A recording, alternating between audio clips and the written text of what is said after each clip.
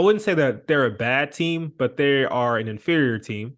And I think people who had this whole idea that, the Dodgers, they're not going to win 111 games like they did last year, but they'll still win, 90 plus games and be like head and shoulders the best team in the NL West. I think we're smoking the hopium. I don't think that they really saw that the Dodgers did absolutely nothing during the offseason, and now it's showing. And the most glaring weakness, as everyone knows right now, because it's been talked about ad nauseum, is the Dodgers bullpen. Dodgers bullpen is hot trash. And I mean that like in the best way I can put it. Everyone from last year, besides Evan Phillips, is doing awful. Everyone from Brutsar Gratterall to Yency Almonte, Alex Vesia, go down the list. Whoever, Phil Bickford, go down the list. Whoever was effective and usable last year is now just becoming not, and it's having a domino effect on the starting rotation. Yes, we've had injuries, so I'm not going to say that the bullpen's to blame for all of this, but they're a big part of this recent run. The Dodgers, I believe, in the last 15 games, they have. How many runs have they given up? It's something ridiculous. Well, But they had that one when that just in the San Francisco series alone, it's like almost 30 runs. Right, in the 3 games. I know the bullpen ERA as it stands right now, they are the only team that's worse than them is the Oakland A's. And the Oakland A's, of course, have a payroll about 1/4 of the Dodgers. So they have a right to be worse than the Dodgers. The Dodgers have a 5.04 ERA, a 1.38 whip. Like, it is not Not good. good whatsoever. And it really highlights to me everyone blaming Dave Roberts about pitching decisions and this and that. And it's always funny because as a Dodger fan, I'll watch the game, we'll be winning, and then Dave Roberts will make a reasonable pitching change. And then the person who's supposed to protect the lead doesn't protect the lead. And then people will then complain about, why'd you take out this person? Why'd you bring in this person? Prime example, Dodgers, Giants from Friday. They called up one of the AA6 that the Dodgers have, but of course he was already promoted, I believe, a week prior to AAA. But Emmett Sheehan, making his major league debut, he has a no-hitter going.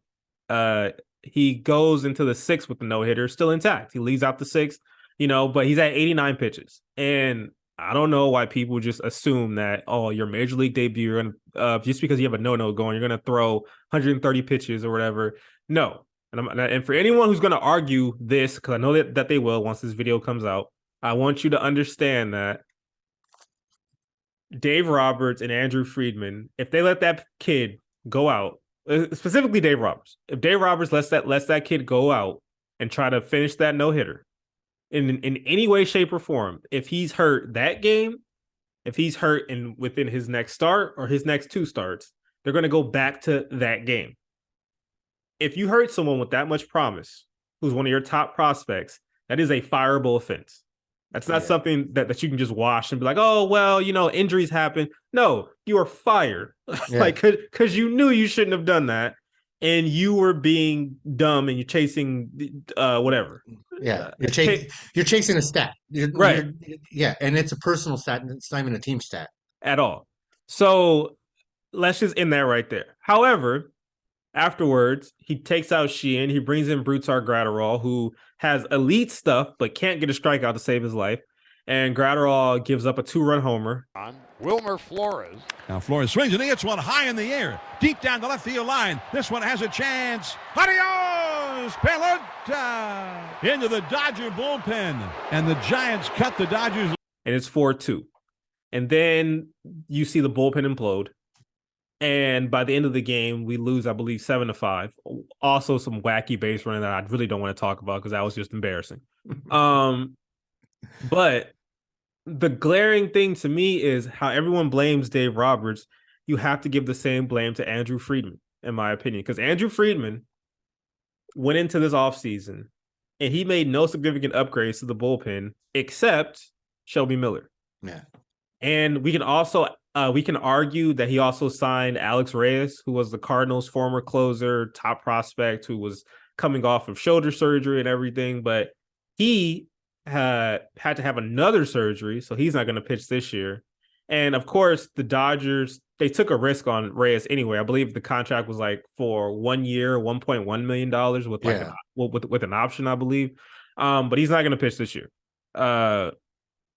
So essentially, you look at this bullpen and how it's constructed. I don't see how you can blame Andrew Friedman, because Andrew Friedman has a obvious strategy, and I don't know if it's like maybe because a lot of the analytical people think this way, but he will not spend money on the bullpen. He won't. He refuses to, because he feels like those funds are better allocated to starting position players, starting pitching, rather than the bullpen. Because essentially, in his mind, he sees it as, if I have to give a reliever $30 million, who's only going to maybe pitch 70 games at the most during the season, that is going to take away from my roster that I can upgrade, which is a reasonable point, right? The issue is Andrew Friedman does stuff that's very weird when it comes to finding relievers. He likes to find relievers that have like, they have an injury history, they're coming back from some major surgery, and maybe they were once great. Yeah, they were once that pinnacle of the relievers, And he feels like, oh, our training staff, our player development can get them back to where they were, and we can have a steal with something very significantly cheaper than going out and getting your Aroldis Chapmans, getting your whoever, right? And years prior, it has worked. But these last, I'd say 3 seasons, it hasn't. And it's been very glaring that it's not working.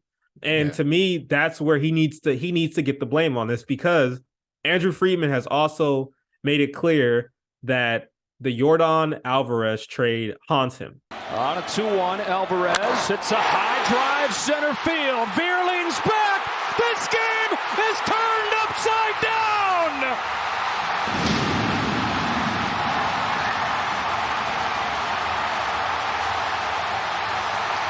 This blunder of his like GM career so far, or GM / president career, because he traded essentially the Astros' now best player. And hey, life happens, right? But they needed a reliever. So for him, ever since that trade, he's been steadfast. I will not trade prospects for a reliever, especially if they're going to be a rental or someone that's not elite and won't be with the team moving forward. Yeah. Again, understand his position. However, because he didn't spend any money in the offseason on relievers, because the bullpen is in such bad shape, now he has to go basically this trade deadline and do the exact thing that he doesn't want to do. And the Dodgers, because everyone knows it because it's being highly publicized, they have I think on paper, the greatest AA rotation in like history. Yeah. And there's no way that you think that these teams are going to be asking for some of them for these players.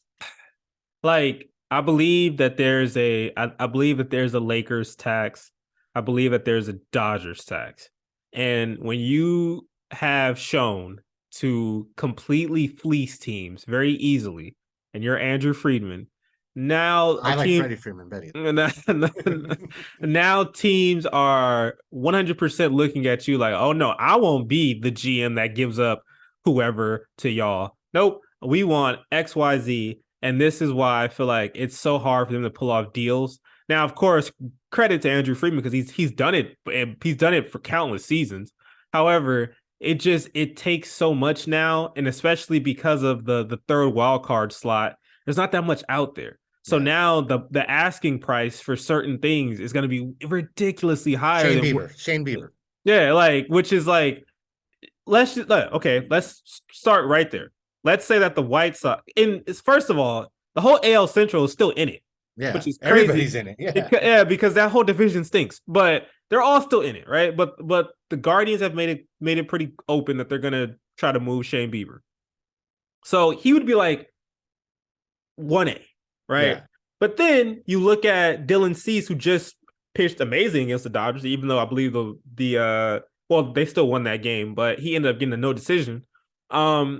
His stock is going back up after starting off very slow. And then you can look at the White Sox and be like, well, you guys aren't really going to do anything. Are you going to trade Dylan Cease? So then Cease and Bieber are both 1A, right? But then now you have the Cubs, who are coming out of nowhere and saying, hey, Marcus Stroman, pretty much out of here. Yeah. All right. Whoever wants him, come talk to us. Right. So Stroman, would put at that 1B level. Right. Agreed. But all those people, those first three would you'd at least have to give up one of the Tulsa. One of the six. Yeah. One of the right. six. And it's like, okay, for Cease, I can argue it. For Bieber, maybe. For Stroman, I don't know. Like, especially because Stroman is paid like an ace, but is Stroman an ace? He's a good. It depends on what Stroman you get. Exactly. Because Stroman isn't just with Stroman, when you get not just his pitching, but you get his outside, and he brings a lot of outside stuff that not inflates him, but puts him under that microscope. Right. But the Dodgers are now sadly at a position where now they just need people to eat innings because they don't have anybody, because they can't keep calling up these prospects. Right. So because they've already, which is sad, but Bobby Miller's doing amazing. Right. But before Bobby Miller, it was Gavin Stone. Gavin Stone was the head and shoulders, like, this kid is going to be the best prospect they have this year. And they called him up. He pitched horrible. And now and he's back in Double-A pitching horrible. So I don't know if it's like a mechanical thing with him. I don't know if mentally now he's shot and he's thinking too much now, but it's kind of looking a little weird for him, right? And this is the thing with prospects. This is what happens. This is what you have to worry about when you do stuff like this. But just from there, Bieber, Cease, Stroman. All right. So now let's throw in Lance Lynn. Lance Lynn is C, right? However, Lance Lynn is a pretty big game pitcher. But again, what do you give up for a Lance Lynn? Because the White Sox are not going to say, like, oh, okay, we'll just take some B-level prospects and we'll be all right. Like, especially when they know that there's no other pitching out there. And it gets worse as it goes on. Like Scott Barlow and Aroldis Chapman for the Royals, they're available. But Chapman is still Chapman. Whatever you think about him, he's still Chapman.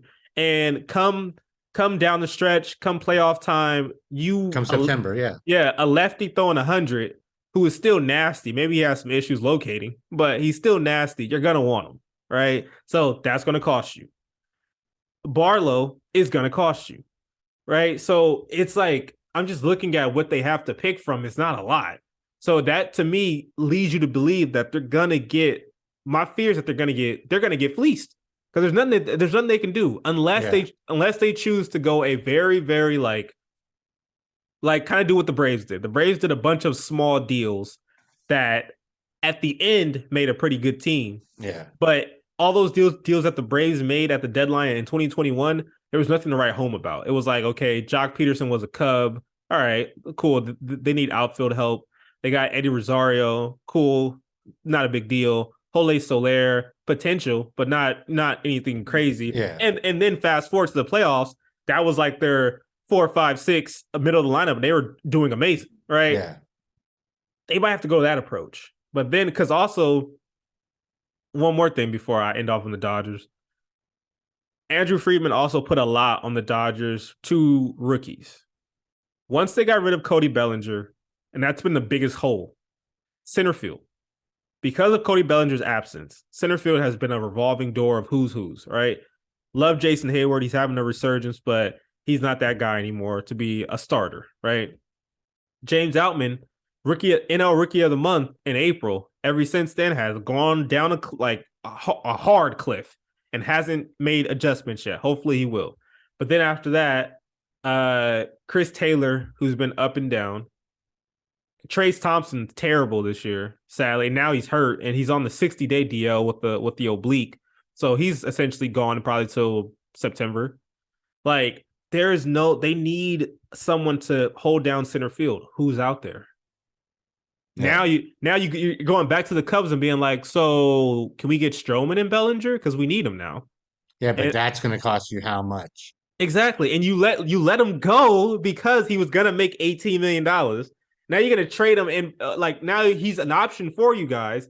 But then you have to give up prospects and then still pay whatever that $18 million that he was already getting paid. So it's like it's a weird mental place that they put themselves into where it's like they're hamstrung essentially, because now sadly, Miguel Vargas, because I feel like because he got hurt towards the end of spring training, he hasn't panned out to what he should have been so far. Do they trade him? Because I love Miguel Vargas. I think he's going to be great. But if you're the Dodgers, he's been here. He's been up the whole season. And he hasn't really produced that well. He hasn't even had like a significant like hot stretch at all. So now you look at it, it's like, okay, do I possibly include Miguel Vargas in a Dylan Cease trade if it gives me back Tim Anderson and Tim Anderson plays second? But then you look at Tim Anderson, he's playing horrible. So it's like, is that even a real upgrade? Yeah. Who the hell knows, right?